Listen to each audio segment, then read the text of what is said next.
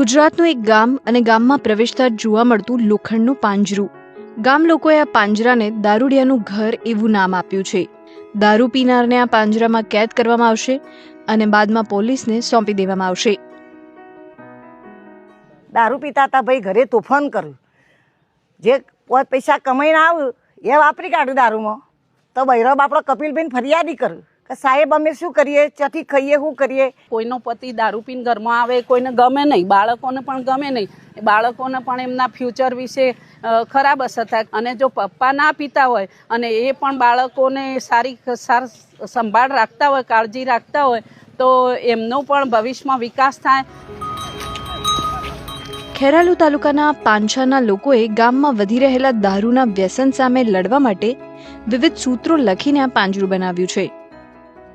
કોઈ પણ દારૂ પીધેલી હાલતમાં આ દારૂ કાઢતો કોઈ પણ વ્યક્તિ પકડાય તો આપણે જાહેર ચોકમાં જો આ રસ્તામાં કોઈ તોફાન કરતો હોય કે કોઈ બીજાને અડચણરૂપ થતો હોય તો એવા માણસને લાઈને બેસાડી દેવાનું, પોલીસને જાણ કરી દેવાની, પોલીસ આવે ત્યાં સુધી એને પોજરામાં રાખવાનું.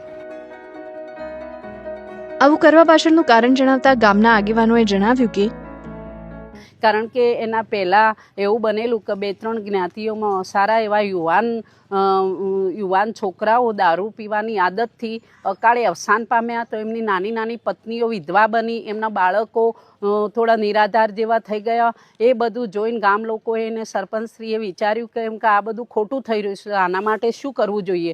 તો એમને એમ વિચાર્યું કે ચલો એક એવો નિર્ણય લઈએ કે પહેલાં ગામમાં એક પાંજરું મૂકીએ. પાંજરા મૂકવાના પાછળ એવું હેતુ છે, એક સામાજિક પાંજરાના કારણે જો એ પીવાનું છોડી દે અને જાહેરમાં અવારનવાર સમાજો બધા એકબીજા અહીંયા રહેતા હોય તો એક સામાજિક બંધારણ છે કે સામાજિક જો શરમના અનુભવ અને પીવાનું બંધ કરે, એના લીધે આજે અમે દારૂ મુક્ત ગામ કહી શકીએ છીએ.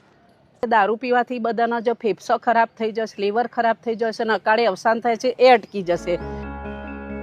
પાંછા ગામના લોકોએ બનાવેલી નશાબંધી સમિતિ આ આખી જવાબદારી નિભાવી રહી છે. નશાબંધી જે સમિતિ બનાવી છે એના દ્વારા જનતા રેડ પણ કરવામાં આવે છે. વચ્ચે પાંજરું બનતું હતું એ દરમિયાન એક જનતા રેડ કરી હતી અને એમાં મુદ્દામાલ મળ્યો હતો. તો તાત્કાલિક 112માં ફોન કરી અને પોલીસને લાવી એ મુદ્દામાલના આરોપીઓને સોંપી દેવામાં આવ્યા હતા. અમારી નશાબંધીની જે સમિતિ છે એ વારંવાર અવારનવાર રાત્રે ચેકિંગ ચાલે છે. એમાં આજ દિન સુધી કોઈ પણ વ્યક્તિ પીધેલો નથી અને કોઈ ગામમાં જો દારૂ નીકાળતા એ પણ બંધ થઈ ગયો. આ કડક નિર્ણયના કારણે અનેક મહિલાઓના ઘર અને જીવનમાં શાંતિ સ્થપાઈ હોવાનું પણ ગામના આગેવાનોનું કહેવું છે. આ છેલ્લા